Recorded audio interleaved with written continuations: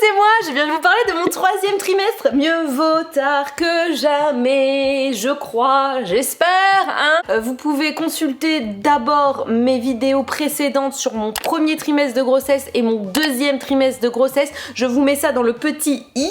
Comme ça, vous pouvez, si vous tombez direct sur cette vidéo, reprendre un petit peu le cours des trimestres de ma grossesse. L'idée de cette vidéo, c'est vraiment de vous faire un petit récap de mon 3e trimestre de grossesse. Je ne vous cache pas que j'ai dû me replonger dans mon petit carnet, dans mes notes, parce que finalement c'était il y a environ un an, hein, depuis l'accouchement et avec notre bébé qui commence tout juste la crèche, je n'ai pas pu tenir quoi que ce soit comme rythme sur YouTube, mais voilà, ça me fait plaisir de pouvoir dropper cette vidéo du 3e trimestre. C'est parti! Enceinte, j'ai trop aimé pouvoir rester active. Je sais que c'est une chance, mais voilà, je ne dois pas être la seule, loin de là. Et il faut savoir que c'est possible. Oui, c'est possible d'être enceinte et c'est possible de continuer le sport avec avis médical, forcé d'avoir des complications. Bien sûr, quand ça arrive, c'est pénible et j'imagine que j'aurais vécu ma grossesse, mais complètement différemment si j'avais dû être au repos. Mais ce n'a pas été le cas. J'ai pu continuer de faire du sport, bien sûr, en adaptant au fil que mon ventre aussi grossissait, hein. Bien sûr, tout ce qui était running sur le 3e trimestre, c'était vraiment très compliqué. Je faisais plus de la marche active ou du footing très lent. Mais pour vous dire à quel point je suis restée active jusqu'au bout, à 2-3 semaines de ma date du terme, j'ai fait l'ascension d'un sommet en rando, donc une dizaine de kilomètres, 500 mètres de dénivelé positif. J'étais tellement émue en haut, c'était mythique de pouvoir amener mon corps et mon enfant dans mon corps à son premier sommet. À ce moment-là, je me suis dit mon corps est ouf. Pas une seconde, j'ai eu de crainte sur le fait que j'allais randonner alors que j'étais plutôt proche du terme, parce que tout simplement je me sentais vraiment bien dans mon corps avant de partir. Donc voilà, on n'a pas pris de risque aussi par rapport à ça, et surtout j'ai eu l'avis médical sur la fin, c'était un peu plus tendu. Mais jusqu'à 8 mois et une semaine ou deux de grossesse, j'ai eu le feu vert de ouf pour vraiment kiffer ma vie, vivre ma vie à 100%, à 100 à l'heure. J'ai pu faire du sport, j'ai pu faire du yoga, j'ai pu faire de la rando, j'ai pu faire du ski de fond, j'ai pu faire plein de choses. Je me suis pas du tout sentie limitée par mon corps, bien au contraire. Ce corps-là, je l'adorais, j'adorais voir mon ventre s'arrondir. C'était un petit peu perturbant d'ailleurs au tout début parce que j'avais vraiment très peu de forme, quoi. Je savais que j'étais enceinte puisque je ressentais mon bébé, mais les autres ne le voyaient pas, et toi quand tu te regardes dans le miroir, tu te dis putain c'est fou, il y a quelqu'un là-dedans, ouh. C'est à partir du 5e mois que mon ventre a commencé à s'arrondir de plus en plus, et du coup du 5e au 9e mois, mais j'ai trop kiffé cette sensation d'avoir un petit ventre, puis un moyen ventre, puis un gros ventre. C'était vraiment génial, cette sensation de réellement cohabiter, de vraiment ressentir physiquement sa grossesse, en le sens vraiment palpable, quoi.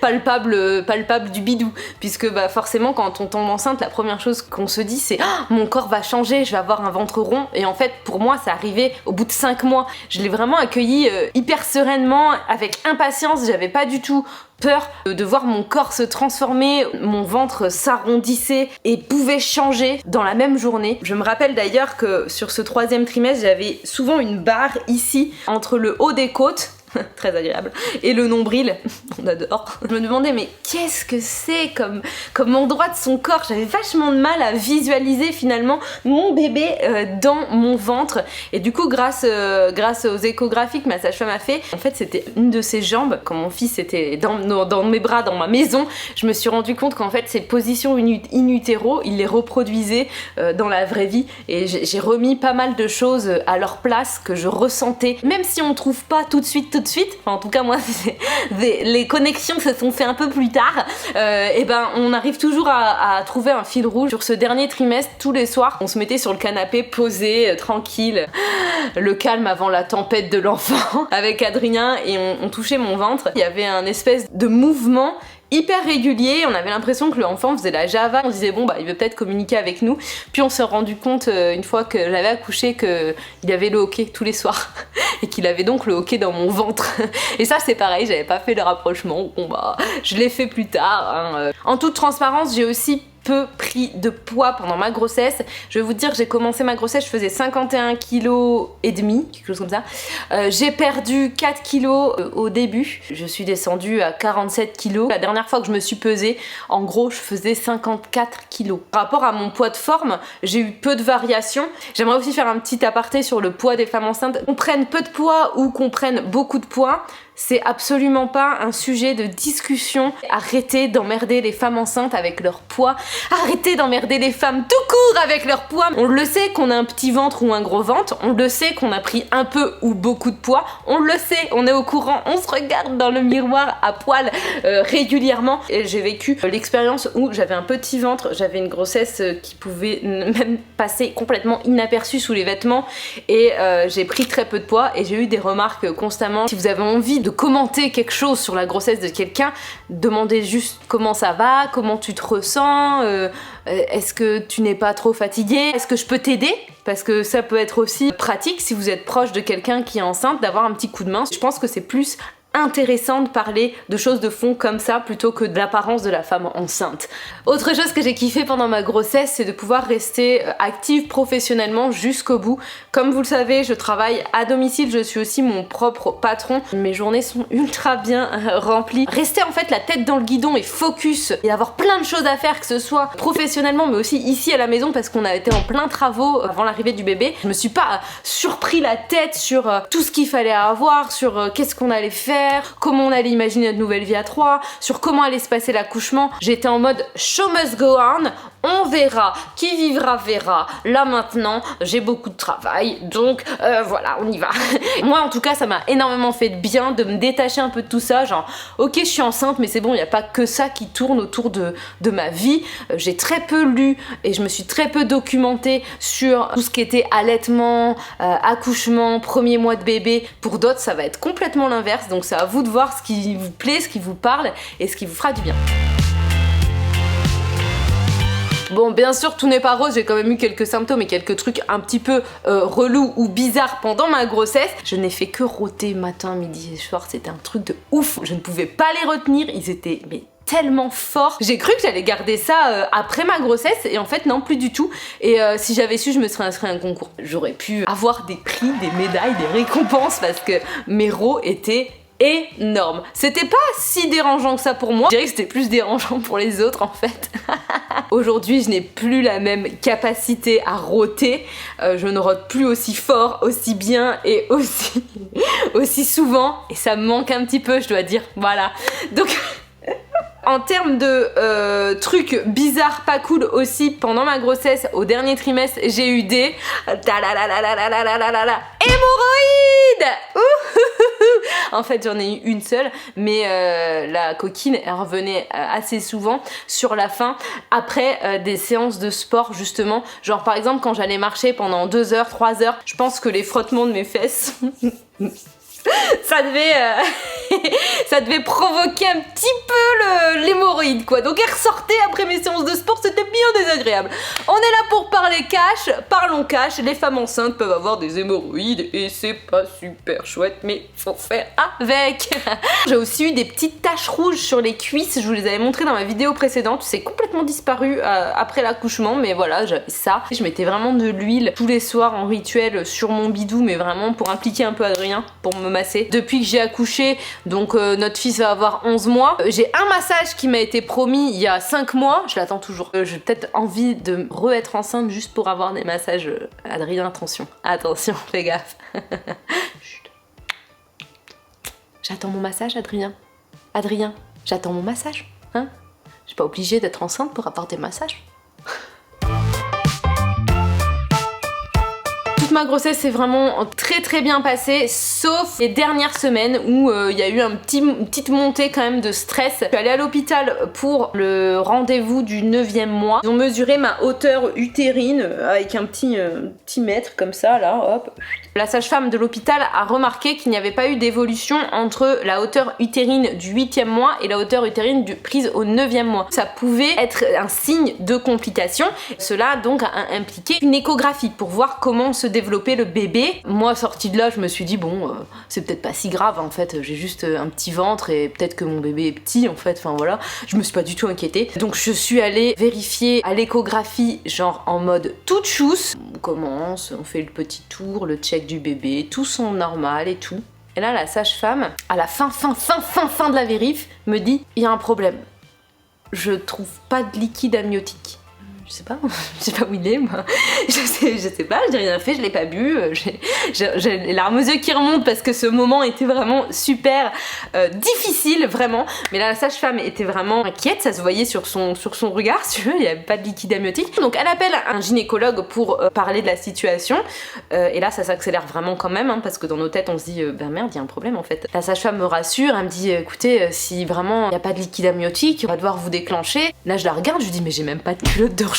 J'ai pas du tout ma valise de fête, j'ai rien. C'est pas possible, dans ma tête, c'est pas possible. En plus, j'étais même pas en congé maternité officiellement en fait. J'ai juste regardé Adrien et son regard, ça m'a juste calmé en fait. Et c'est franchement l'important d'être soutenu par son conjoint ou n'importe qui. C'est trop important.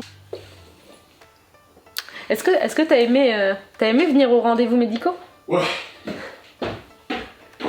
Le gynéco arrive, vérifie mon ventre, et là, il trouve une petite poche de liquide amniotique. Une petite citerne de quelques millimètres. Voilà, ça s'appelle une citerne.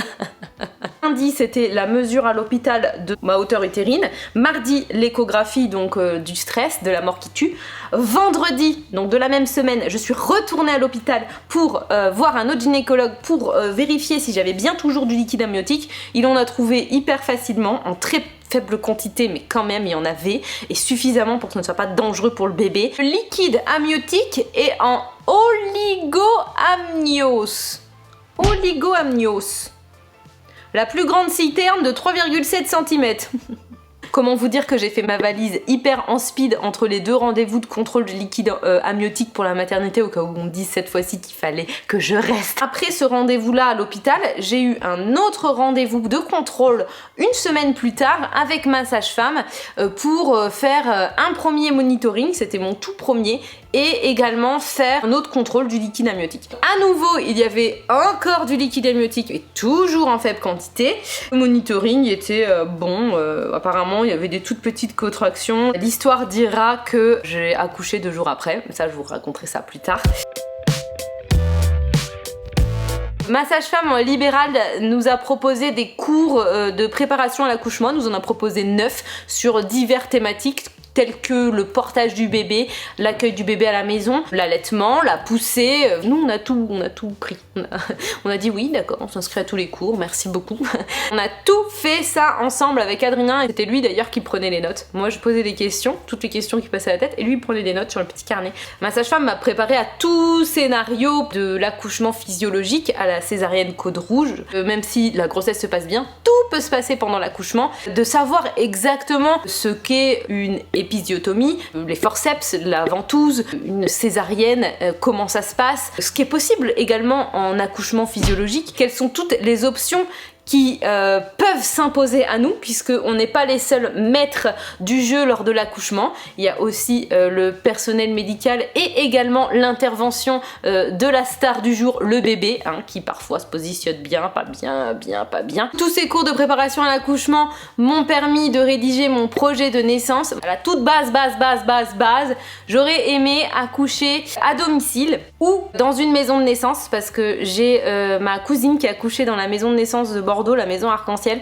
et qui m'en a parlé et que c'était génialissime. Sauf que réalité du terrain, ici dans les Pyrénées, je suis trop loin d'un hôpital pour pouvoir prétendre à un accouchement à domicile. En cas de problème, il faut pouvoir quand même être rapatrié rapidement dans un hôpital. Et la deuxième option de la maison de naissance, c'est-à-dire qu'il y en a très peu en France. Normalement, il devrait y en avoir de plus en plus. Ça a été signé récemment, et c'est tant mieux parce que c'est vraiment un endroit juste parfait pour des accouchements physiologiques, hyper rassurant, puisque l'hôpital est situé juste à côté, donc en cas de problème il y a vraiment une porte de sortie. Et donc du coup pour moi la maison de naissance c'était pas non plus une option puisque il aurait fallu faire 2-3 heures de route. Donc quand tu dois accoucher c'est pas spécialement conseillé. Je n'ai pas eu trop le choix si ce n'est que de m'inscrire pour un accouchement à l'hôpital, maternité publique quoi. Tout ça pour vous dire que grâce à tous ces cours de préparation à l'accouchement, j'ai pu poser toutes mes questions, établir mon projet de naissance et également j'ai aussi échangé avec une amie, donc Jenna si tu passes par là, qui avait accouché à domicile et ça m'a énormément inspirée. Mon amie m'avait partagé son projet de naissance, j'avais pioché des choses et j'avais montré à ma sage-femme pour voir si tout était cohérent finalement sur le terrain après à l'hôpital et elle m'avait dit que oui, que l'équipe là-bas était géniale, elle était très physio, très à l'écoute et tout. Donc à mon tour, je suis très heureuse de vous partager mon projet de naissance. Peut-être que ça pourra inspirer certaines femmes qui veulent accoucher de façon physiologique. Toute l'équipe médicale l'avait eu et l'avait lu, tous ceux qui se sont occupés de moi. C'est hyper important je trouve de pouvoir le rédiger et surtout ça permet aussi de bien savoir ce qu'on veut, ce qu'on ne veut pas et d'en informer son conjoint qui reste finalement la personne qui est censée bien veiller sur nous pendant l'accouchement où nous clairement on fait tout le boulot hein, donc il faut bien quelqu'un pour garder un petit peu la tête froide entre deux contractions.